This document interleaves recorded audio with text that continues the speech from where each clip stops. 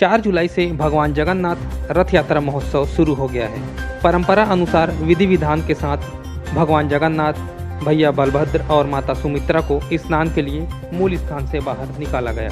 इसके पश्चात दिव्य औषधि युक्त जल से भगवान को स्नान कराया गया। महोत्सव शुरू होते ही जगदीश मंदिर में भक्तों की भीड़ भी लगने लगी है। कोरोना प्रोटोकॉल के अनुसार यहां भक्तों को दर्शन मिल रहा है। 7 जुलाई से भगवान को परंपरा अनुसार स्नान के बाद भगवान बीमार हो जाते हैं, इसलिए मंदिर के पुजारी अब उन्हें काढ़ा दे रहे हैं। 7 जुलाई से मंदिर में काढ़ा वितरण किया जाएगा। इधर लगातार दूसरे साल कोरोना संक्रमण को लेकर भगवान की रथ यात्रा नहीं निकलेगी। इससे भक्तों में भी निराशा है।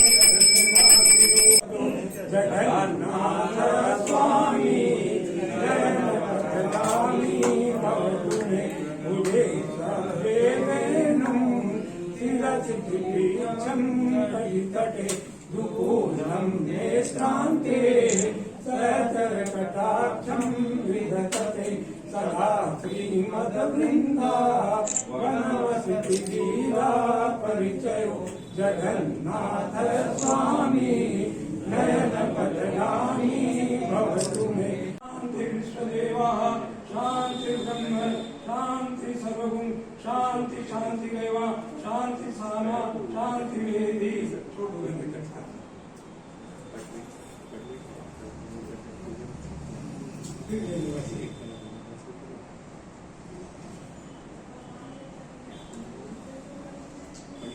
ओम गणानां गणपतिगुं हवामहे प्रियानां गणपतिगुं हवामहे निधिनां कार्यभ्यो गणपतस्यो नमो नमो व्रातेभ्यो व्रातपतिभ्यो नमो नमो द्वितसेभ्यो द्वितपतिभ्यो नमो नमो वीरूपेभ्यो विष्णुरूपेभ्यो नमः।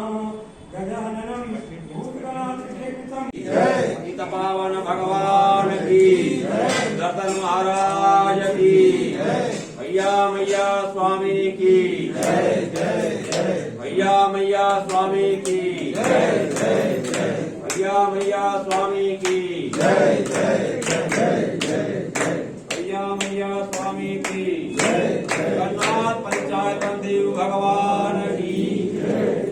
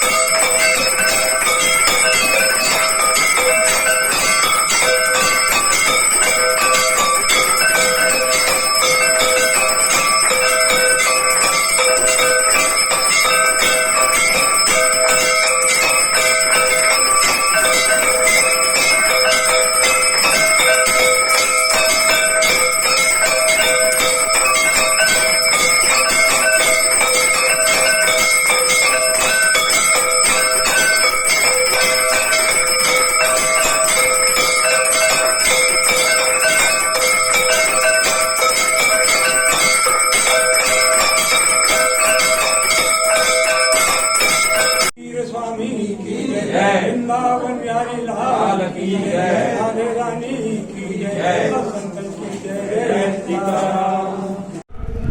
धमतरी शहर में पिछले 104 वर्षों से रथ यात्रा महोत्सव मनाया जा रहा है। आज से रथ यात्रा पर्व का महोत्सव शुरू हो गया है। आइए जगदीश मंदिर ट्रस्ट के अध्यक्ष से बात करते हैं कि इस साल किस तरह रथ यात्रा महोत्सव मनाया जाएगा। जो एक पर्व रहता है पूरा, एक करीब करीब 8 दिन तक चलता है। इसकी शुरुआत होती है भगवान के स्नान से। तो आज का जो प्रथम दिन है इस पर्व का, आज भगवान का स्नान हो रहा है।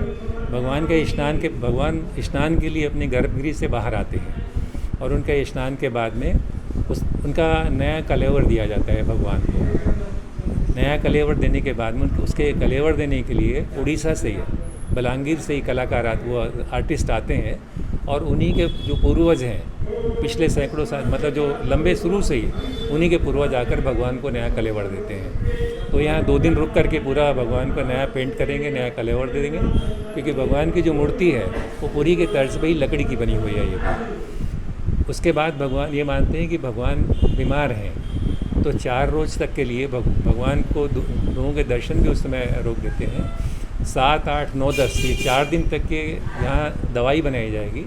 उसको हम लोगों ने काढ़ा का रूप दिया है, जो बहुत सारी जड़ी बूटियों के मिलाकर बनाई जाती है। और वो काढ़ा भगवान को भोग लगाकर उनको अर्पण करके उसके बाद जितने श्रद्धालु रहते हैं उनको बांटते हैं।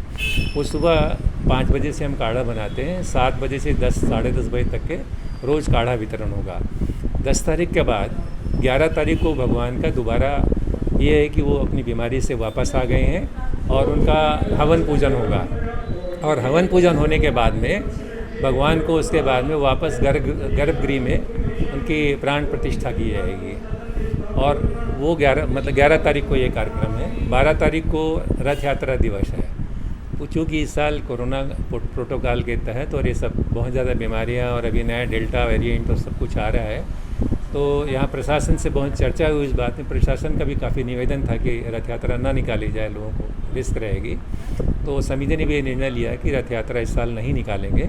तो उस दिन सुबह यहाँ भगवान की पूजा होगी। उसके बाद करीब 12 बजे एक महाआरती होती है और महाआरती होने के बाद में यहाँ उसके बाद लोगों को पूरा प्रसाद वितरण होगा। पूरे दिन भर प्रसाद वितरण होगा। जो बाहर सड़क पे और गौशाला तक जाते तक 4 घंटे तक जो प्रसाद वितरण होता था वो नहीं हो करके उसके बाद यहीं मंदिर परिसर में प्रसाद वितरण होगा। उसमें भी बाकायदा ध्यान रखा जाएगा, मंदिर परिसर के अंदर में कोई बगैर मास्क के प्रवेश न करे। सोशल डिस्टेंसिंग का पालन करते हुए हर किसी को प्रसाद यहाँ प्रदान किया जाएगा। रथ यात्रा की जो आखिरी कड़ी हुआ करती थी इस पर्व की, वो ये था कि 11 दिन के बाद भगवान वहाँ से जहाँ भगवान को ले जाते थे, उसको हम लोग जनकपुरी बोलते हैं गौशाला को, तो जनकपुरी से वापस आया करते थे 11 दिन के बाद में। तो इस बार वो क्योंकि रथ यात्रा नहीं निकलेगी, इसलिए लौटने वाला पर्व भी जो 11 दिन के बाद का है वो भी नहीं होगा। रथ यात्रा की हर साल की जैसे तैयारी है, भक्तों में अपार उत्साह है, लेकिन एक ही बात का है कि कोरोना महामारी के कारण रथ यात्रा निकालने की अनुमति नहीं दी गई है कलेक्टर महोदय द्वारा। और वो सही भी है, क्योंकि भीड़ इतनी अधिक रहती है कि अगर थोड़े भी कोई पॉजिटिव आ गए तो पूरा फैल जाएगा। बाकी हर उत्सव उसी प्रकार का होगा। जैसे आज भगवान का महास्नान हुआ, बहुत उत्साह के साथ हुआ, अपार भक्त लोग समुदाय शामिल हुआ उसमें। इसके बाद अब 7 तारीख से 10 तारीख तक काढ़ा वितरण, जो दिव्य औषधि है, भगवान आज महास्नान के बाद अस्वस्थ हो गए, उनके लिए औषधि स्वरूप भोग लगा के देते हैं। फिर वही सब भक्त पाते हैं, उससे विभिन्न प्रकार की बीमारियां हमेशा के लिए दूर हो जाती हैं। खास कर अभी जो कोरोना महामारी है, उस काढ़ा पीने से आदमियों को बहुत ज़्यादा लाभ मिलेगा। तो 4 दिन वो लगातार बटेगी, सुबह 7 से 11 बजे तक। अच्छा महाराज, ये बताएंगे धमतरी में कब से निकल रहा था? वैसे रथ यात्रा की परंपरा 135 साल पुरानी है। बहुत प्राचीन काल में छोटी मूर्तियाँ थी, वो बैलगाड़ी में निकलती थी। ये मूर्तियाँ को आए 103 साल हो गया, ये 103 साल है, ये रथ में निकल रही है। तो रथ यात्रा 103 साल पुरानी है। रथ यात्रा यानी कि पूरे जो विधि विधान मंदिर में पूरा होगा? हाँ, जैसे भगवान गर्भगृह से बाहर आएंगे, रथ में विराजमान होकर जनकपुर जाते हैं, तो वो हो नहीं सकता। इसलिए भगवान को वहाँ से रथ यात्रा के निमित्त बाहर लाएंगे और बाहर उनको विश्राम देंगे। फिर संध्या को सूर्यास्त के पहले वापस मूल स्थान में विराजित करेंगे। मैं प्रतिदिन दर्शन जगन्नाथ भगवान के करने आता हूँ। ऐसा पुराणों में भी लिखा हुआ है कि कलयुग में एकमात्र जो भगवान जागृत है, अभी विराजमान है, अभी अपने बीच में भी हैं, सिर्फ जगन्नाथ भगवान अपने बीच में हैं, ऐसा पुराणों में भी लिखा हुआ है। और आज भी जगन्नाथपुरी में एक जो 12 वर्षों में जो कलेवर, नया कलेवर चढ़ाया जाता है, उसमें ये एक विशेष पदार्थ जो नए जो स्वरूप रहता है विग्रह, पुराने विग्रह में जो रहता है उससे नए विग्रह में वो परिवर्तित किया जाता है। वहाँ के पुजारी गण वगैरह सब करते हैं। आज तक उसको किसी ने देखा नहीं है, लेकिन ऐसा कहा जाता है कि वो भगवान जगन्नाथ अभी भी अपने बीच में उपस्थित हैं और वो उनका ऐसा कहा जाता है कि वो उनका हृदय है। वो हृदय को उसके नए कलेवर में ट्रांसफ़र किया जाता है, ऐसा माना जाता है। मेरी आस्था जगन्नाथ भगवान में बहुत ही ज़्यादा है और मैं प्रतिदिन दर्शन करने यहाँ आता हूँ।